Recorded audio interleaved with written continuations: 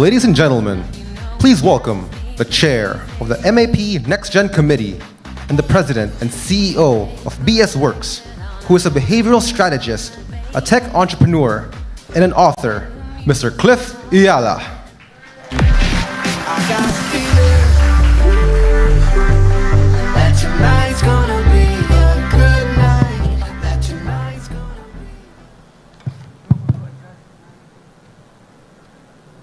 Welcome everyone, and thank you for being here. I am glad and excited to have you all this afternoon. This conference is the fourth MAP NextGen CEO Conference. The theme for today is Vision and Values, the Shifting Success Paradigm. When I was a little boy, words like well-being, diversity and inclusion, social impact were never uttered. When I did my MBA, not too long ago, they weren't uttered either.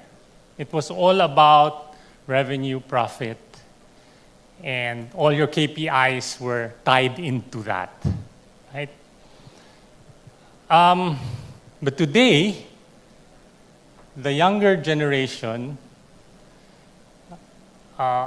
is looking for other things beyond just financial wealth. Yes, success is about financial wealth, but it is not just about that. That's the important part.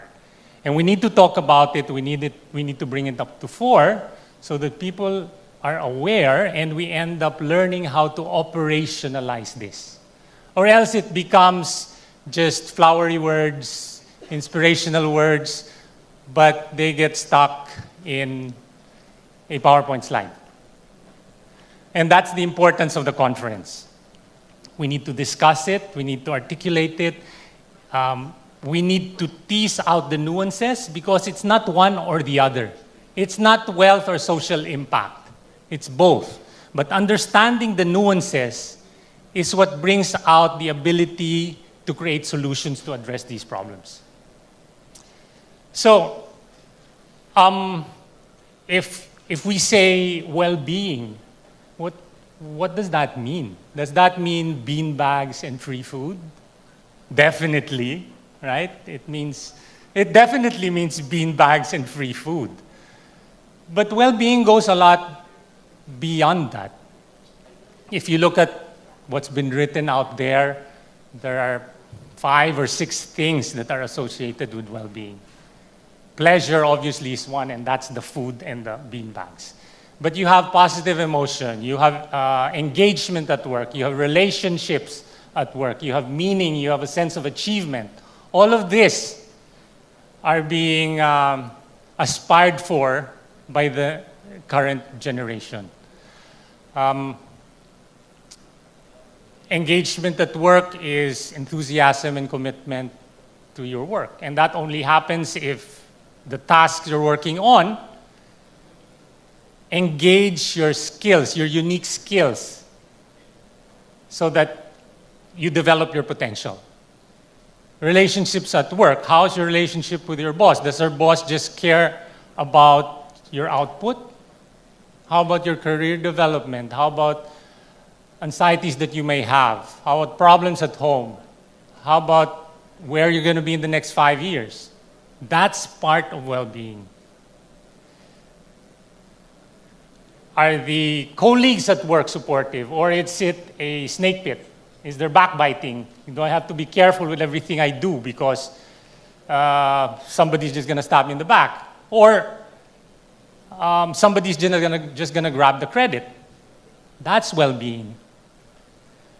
Meaning is the value we find in an activity because it brings us closer to a purpose greater than ourselves. Are the tasks we do at work do they just terminate there? Or it's for something else? Is there something beyond the actual task that makes us engage with the work and do the work? Because if it's just the work itself, I might as well just sell drugs, right? A sense of achievement. Is my work an opportunity to achieve certain goals that I have, certain aspirations that I have in my life? Or is it just, again, about the work at hand?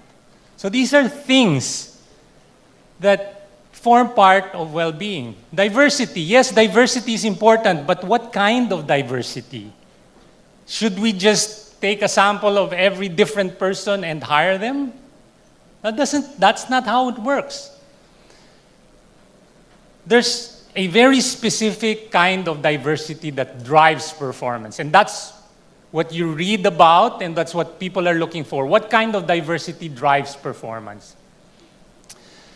It's what's called cognitive diversity, the ability to think differently, to see problems from a different perspective, to see solutions in a different way.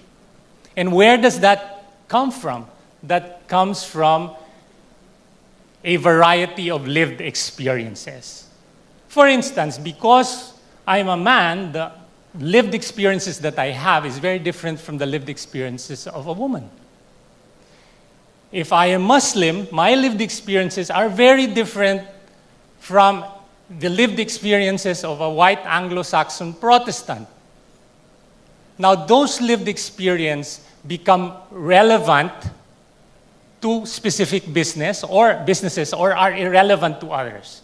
So it's important to identify what kind of cognitive diversity are we looking for that is relevant to the business. Now, of course, we hire for performance, but other times we hire for altruism, meaning we just want to help the poor guy or the poor girl. And that's fine too. But let's not confuse one for the other. Sometimes they interlap, sometimes they don't. We just have to be clear about why we are hiring for diversity. Okay? Social impact.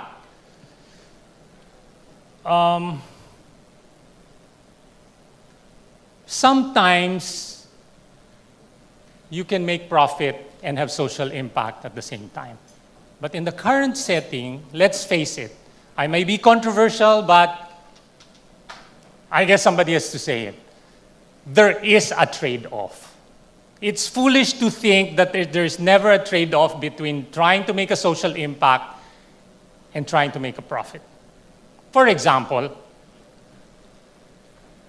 wastewater cleanup of my effluent water in a factory. Is there a trade-off between profit and environmental impact? Definitely there is. Paying my employees fairly. Is there a trade-off between profitability and paying them fairly? Of course there is. Now, it's naive to think that there's none. Now, here's the problem. If we do not recognize that trade-off, it is very difficult to work out a way of operating whereby we can align both profitability and social impact. It starts with that awareness. Fine, many times there are cases where there's no need, there's no trade-off, but many, many times there is a trade-off. So it boils down to what is valuable to the company. If what's valuable to the company is profit and profit alone, then we have greenwashing, we have whitewashing. So greenwashing is this term, you've heard of whitewashing. Greenwashing is this term that's familiar in the sustainability circles where people, it's a behavior of companies that want to appear that they are sustainable when that is just nothing more than appearances. Meaning it's their press releases, the way they design the website, they say the way they reference cases, which all gives you an impression that they are sustainable. They work on ESG goals, but if you dig down deep, there's nothing really there. Okay, that's what's called greenwashing. So this whole thing of well-being, diversity, inclusion, social impact, also has its version of whitewashing, right? And a lot of us now are starting to get this intuition that there's a lot more to value than what we can actually measure by price or by our financial metrics. And it's important that we bring that out, and that's why we have this conference. So, having said that, today's conference is pretty exciting. We have two keynotes, one care of Christo Georgiev. He's from Bulgaria.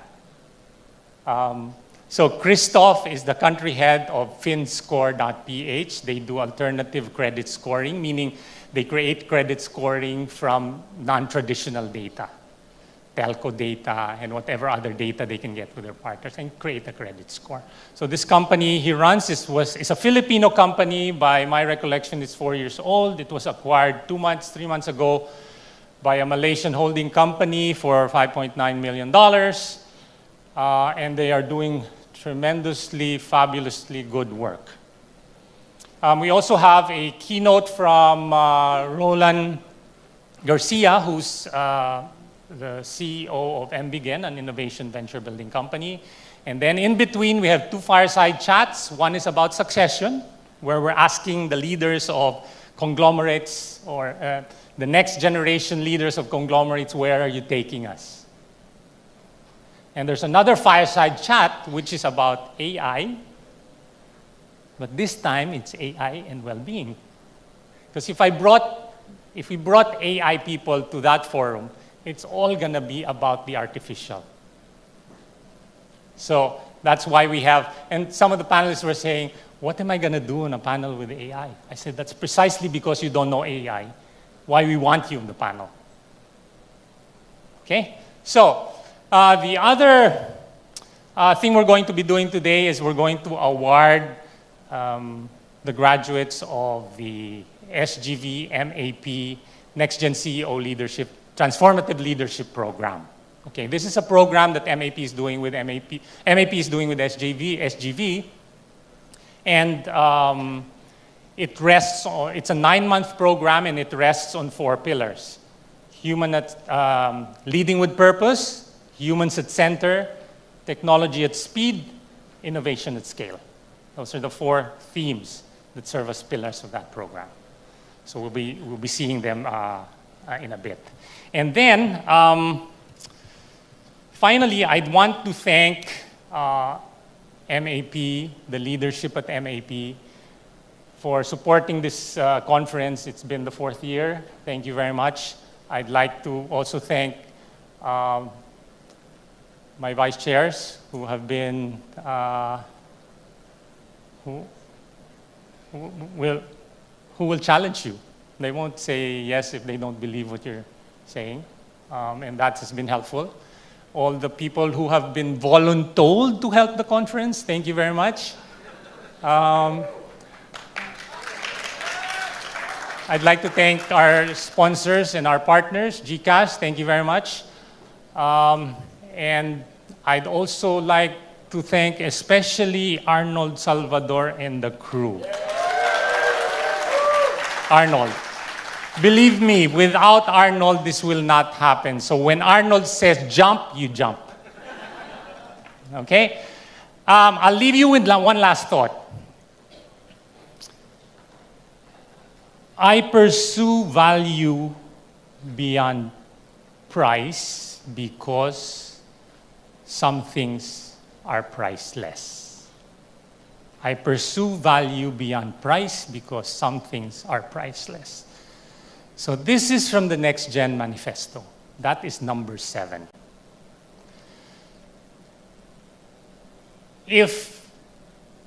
Traditionally, and even today, the way we measure value creation is through a financial metric. And in this case, I simplify it with price. That's how we measure everything. The accountants know it. SGV knows it very well. It's all about how much is this worth in money terms. That's good, but there's a problem with it. Where is well-being? Where is diversity? Where is social impact? It's gone. So there is an insufficiency in the way we measure value.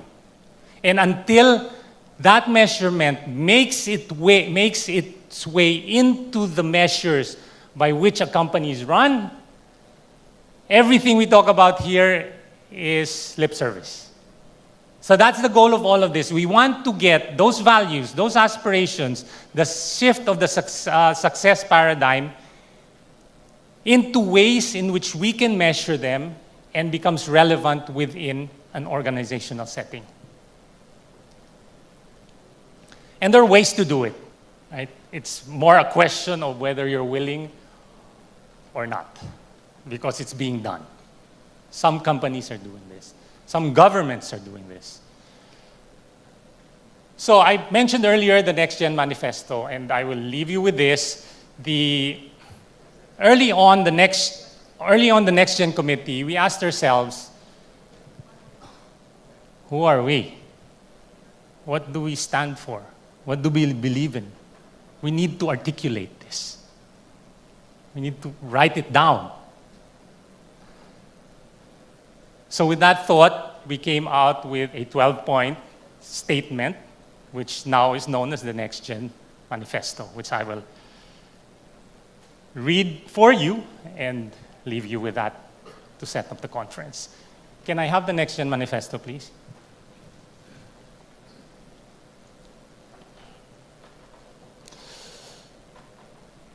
Number 1, I am a NextGen leader, good beyond pretension. I put people first and pursue profit in the service of people. I am a steward of resources for the upliftment of those who have none. I fight for social equity through fair compensation, poverty alleviation, education, and healthcare.